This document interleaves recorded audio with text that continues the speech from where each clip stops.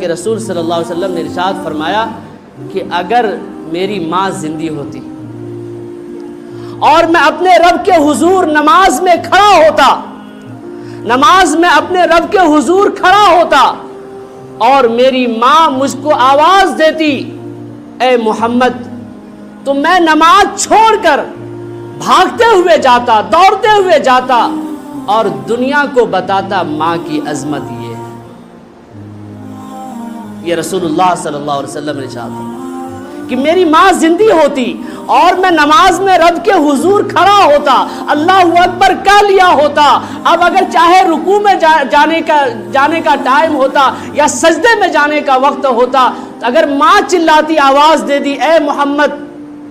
یا احمد کہتی، تو میں نماز چھوڑ کر ماں کے پاس دوڑتے ہوئے جاتا اور دنیا کو میں یہ بتاتا کہ ماں کی